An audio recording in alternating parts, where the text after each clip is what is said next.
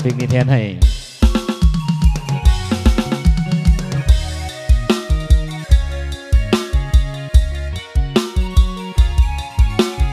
เอาผู้บ่าวมาพรนำเด้อ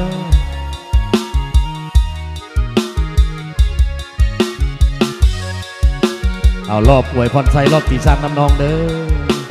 รอบก็บ่ขอบใจเนาะ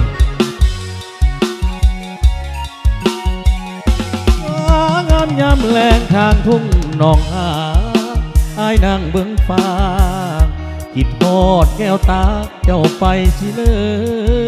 ยพระธาตุเชิงซุ่มถามข่าวผู้ผ่านบ้านเฮายังคอยเสมอใจเข้มคึกเลยแค่บ่น้องสาฝนปล่อยจากฟ้ายามน้ำตาไหล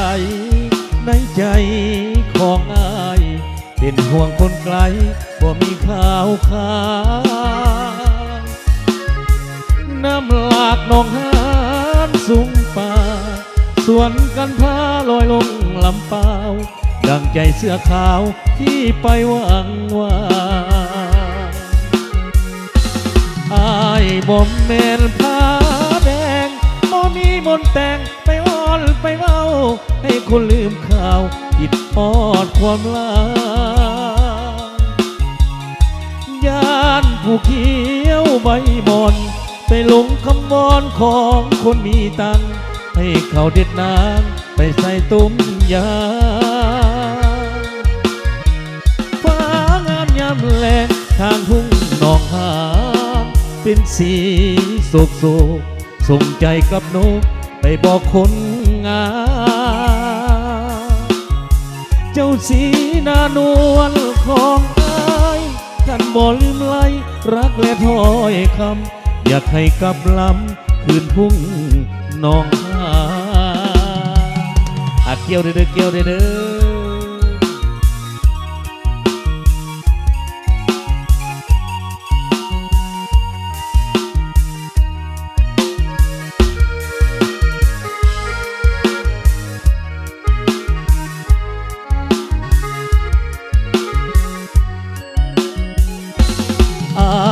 บ่แม่นผ้าแดงบ่มีมนต์แต่งไปอ้อนไปเว้าให้คนลืมข่าวคิดฮอดความลายานผู้เขียวใบบอนไปหลงคำวอนของคนมีตังยานเขาเด็ดนางไปใส่ต้มยาฟ้างามยามแลงทางทุ่งหนองหานเป็นสีโศกโศกส่งใจกับนกไปบอกคนงามเจ้าสีนานวลของอายท่านบ่ลืมไล่รักและถ้อยคำอยากให้กลับลำคืนทุ่งหนองหาน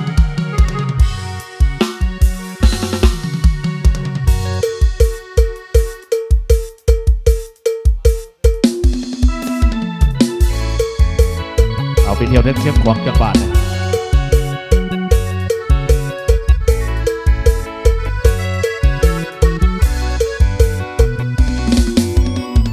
แผ่นดินเชียงขวาง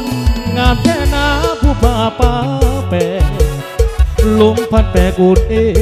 นตอนแท้นองหินผู้ดอยนกต่างรอส่งเสียงสำเนียงเสียงหวานจอยจอยถึงว่าตัวเจ้าน้อยนกน้อยก็ว่าเสียงงามดินแดนเชียงขวา